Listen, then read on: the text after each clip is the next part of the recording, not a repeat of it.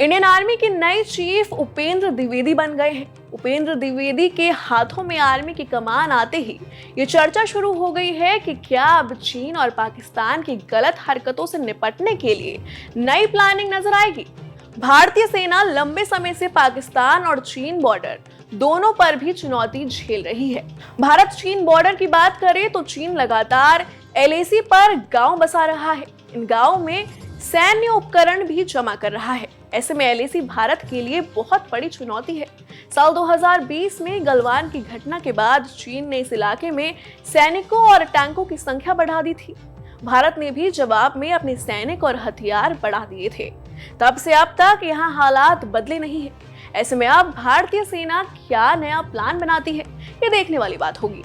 उपेंद्र द्विवेदी की खास बात यह है कि वो चीन के साथ तनावपूर्ण संबंधों के बीच नॉर्दर्न कमांड में सेना के मॉडर्नाइजेशन प्रोग्राम को सफलतापूर्वक लागू किया था। ऐसे में अब उनके अगले कदमों पर भारत के साथ चीन की भी नजर होगी। वहीं दूसरी ओर पाकिस्तान की बात करें तो पाकिस्तान भी इस समय प्रॉक्सी वॉर को जारी रखे हुए है। पाकिस्तान का बॉर्डर भारत के लिए आजादी के बाद से ही संवेदनशील रहा है, लेकिन इस समय चीन का साथ पाकिस्तान की नजदीकियां बढ़ रही हैं। ऐसे में पाकिस्तान के प्रॉक्सी वॉर से निपटना उपेंद्र द्विवेदी के लिए बड़ी चुनौती होगी। हालांकि पाकिस्तान को भारतीय सेना हमेशा मुंह तोड़ जवाब देती रही है, लेकिन समय के साथ पाकिस्तान की सेना नई नई चालें चल रही है। ऐसे में अब पाकिस्तान की प्रॉक्सी वॉर से निजात पाने के लिए किस तरह के कदम उठाए जाएंगे, ये देखने वाली बात होगी। यहाँ ये बात भी महत्वपूर्ण है कि रक्षा मंत्री राजनाथ सिंह ने कुछ हफ्तों पहले कहा था कि LOC वापस भारत में आएगा। अब चुनाव के बाद राजनाथ सिंह फिर से रक्षा मंत्री के रोल में हैं।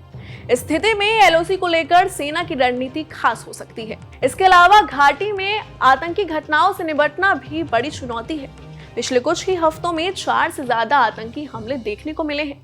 यही नहीं, पिछले कुछ सालों से आतंकी घटनाएं बढ़ी हैं। हालांकि सैन्य सूत्रों ने कहा है कि घाटी में सुरक्षा स्थिति अपेक्षाकृत स्थिर है, लेकिन जम्मू में आतंकी फिर से पैर पसारने लगे हैं।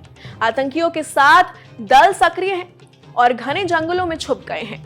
डोडा और राजौरी पुंछ इलाकों में आतंकियों के सफाई के लिए ऑपरेशन तेज हो गए हैं, लेकिन फिर भी आतंकियों की बढ़ती घटनाओं को रोकना उपेंद्र द्विवेदी के लिए बड़ी चुनौती होगी। पिछले दिनों कुछ रिपोर्ट्स में यह भी दावा किया गया था कि सेना के पास हथियारों की कमी है। आपातकालीन खरीद के बावजूद सेना अभी भी कई क्षेत्रों में प्रमुख ऑपरेशनल खामियों से जूझ रही है। इसमें आधुनिक एयर डिफेंस सिस्टम और चौथी पीढ़ी की एंटी टैंक गाइडेड मिसाइलों से लेकर हमलावर और हल्के उपयोगिता वाले हेलीकॉप्टर शामिल हैं। नए सेनाध्यक्ष के सामने ये भी चुनौती होगी कि कैसे स्वदेशी हथियारों को सेना की जरूरत के हिसाब से और उनके मानकों पर फिट बैठने वाले प्रोडक्ट तैयार करें। हालांकि यहाँ ये अच्छी बात है कि उपेंद्र द्विवेदी की टेक्नोलॉजी में काफी रुचि है।